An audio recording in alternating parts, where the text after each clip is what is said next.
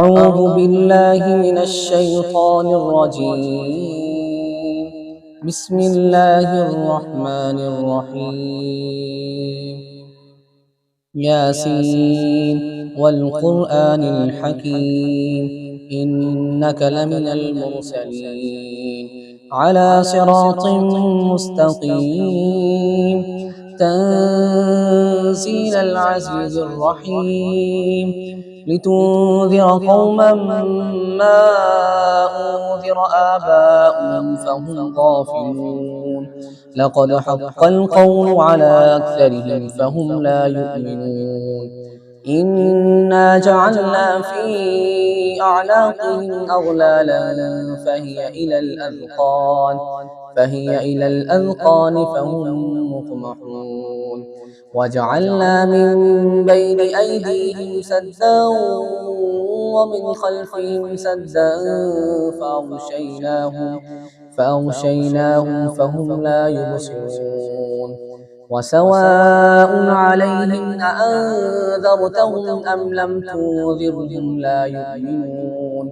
إنما تنذر من اتبع الذكر وخشي الرحمن بالغيب فبشره بمغفرة وأجر كريم. إنا نحن نحيي الموتى ونكتب ما قدموا وآثارهم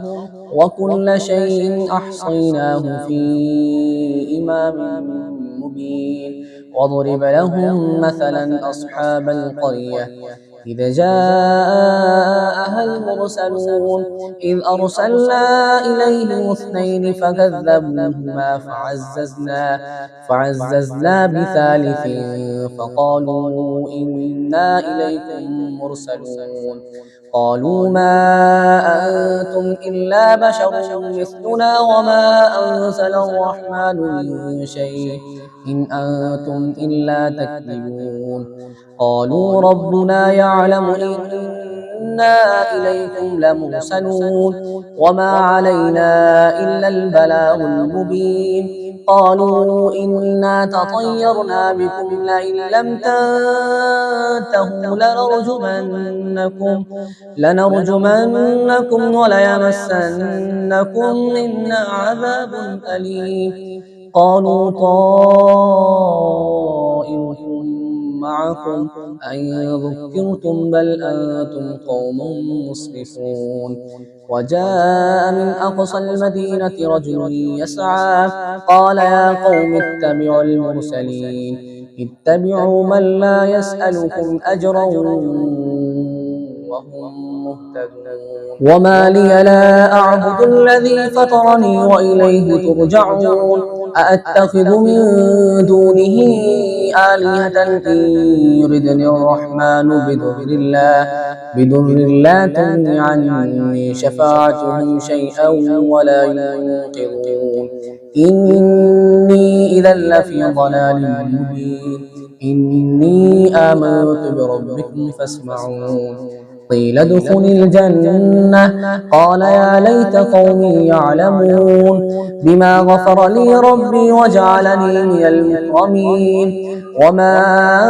أنزلنا على قومه من بعده من جود من السماء وما كنا منزلين إن كانت إلا صيحة واحدة فإذا هم خامدون يا حسرة على العباد ما يأتيهم من رسول إلا كانوا به يستهزئون ألم يروا كم أهلكنا قبلهم من القرون أنهم إليهم لا يرجعون وإن كل لما جميع لدينا محضرون وآية لهم الأرض الميتة أحييناها وأخرجنا منها حبا فمنه يأكلون وجعلنا فيها جنات من نخيل وعناب وفجرنا فيها من العيون ليأكلوا من ثمره وما عملته أيديهم أفلا يشكرون سبحان الذي خلق الأزواج كلها مما تنبت الأرض ومن أنفسهم وممما لا يعلمون وآية لهم الليل نسلخ منه النهار فإذا هم مظلمون والشمس تجري لمستقر لها ذلك تقدير العزيز العليم والقمر قدرناه منازل حتى عاد كالعرجون القديم لا الشمس ينبغي لها أن تدرك القمر ولا الليل سابق النهار وكل في فلك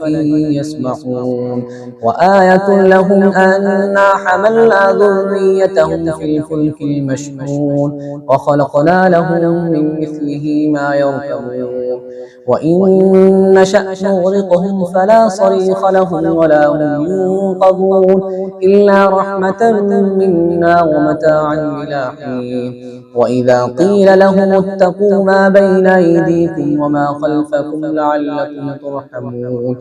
وما تأتيهم من آية